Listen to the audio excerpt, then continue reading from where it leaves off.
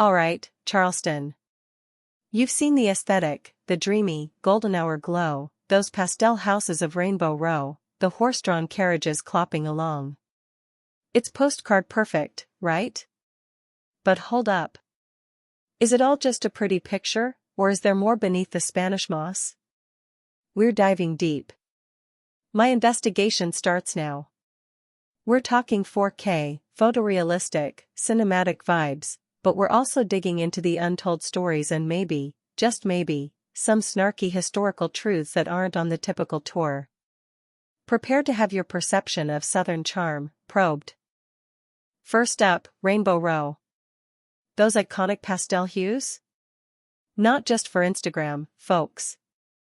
Locals and historians, like the Charleston Historical Society, cite multiple theories. Some sources, particularly local folklore, suggest sailors used the bright colors to identify their homes after a long voyage, perhaps after one too many rum rations.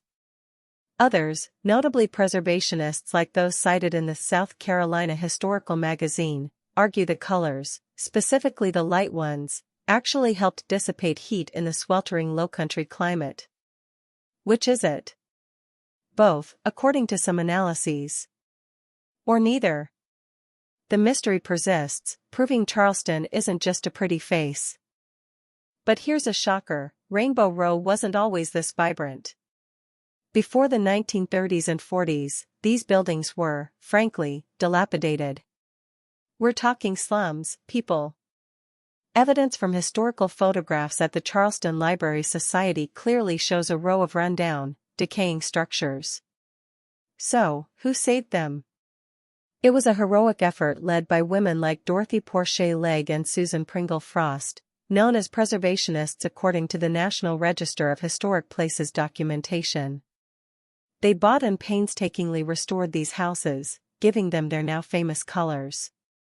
Turns out, this aesthetic miracle was a labor of love, and a major renovation project. Step off Rainbow Row and onto those cobblestones. Ever wonder why Charleston streets feel like a historical theme park? It's not just charm. According to local archivists at the College of Charleston, many of these cobblestones were originally ballast stones. That's right, brought over on ships from Europe to stabilize them during transatlantic voyages. Once unloaded, these rocks were repurposed, paving the very streets we now admire. It's evidence of Charleston's bustling port history, a practical solution to a mundane problem that accidentally created an enduring aesthetic. No fancy asphalt here, just history underfoot, literally. Now, let's talk about those horse-drawn carriages. Quaint, romantic, a staple of Charleston tourism, right? But is it all sunshine and roses? Animal welfare advocates, like the Charleston Animal Society, frequently raise concerns about the horses' working conditions, especially in the humid southern heat and on busy city streets.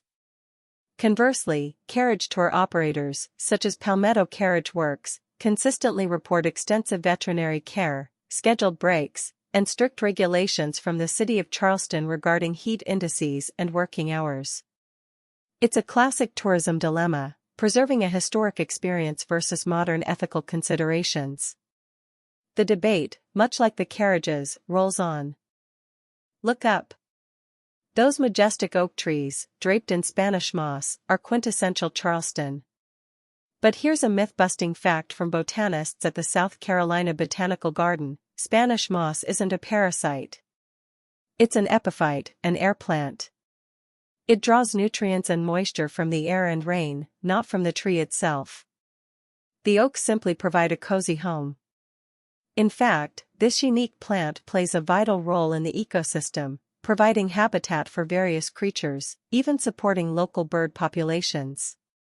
So, next time you see it, appreciate this natural wonder. It's a living, breathing part of Charleston's enduring lowcountry identity. And what about that magical, sun-drenched glow? It's not just a filter, folks, it's Charleston's golden hour doing its thing. Photographers and cinematographers, like those featured in Travel Plus Leisure, specifically flock to Charleston during this time for a reason. The low angle of the sun at dawn or dusk bathes everything in a warm, soft, diffused light, enhancing those pastel colors and creating deep, evocative shadows. It literally transforms the city, turning historic architecture into a cinematic masterpiece. It's evidence that even natural phenomena are working overtime to make Charleston look good. Seriously, its peak aesthetic achieved organically. So, what's the real secret to Charleston's enduring, almost frozen-in-time charm? It's not an accident. The City of Charleston's Board of Architectural Review, established way back in 1931, holds some of the strictest preservation ordinances in the country. This isn't just about pretty paint, it's about maintaining architectural integrity, materials, and even streetscapes. According to city planning documents, any changes to historic structures require rigorous review. This dedication, driven by groups like the Preservation Society of Charleston, ensures that while the city evolves, its historic core remains undeniably authentic. It's a commitment that pays off, big time, in curb appeal.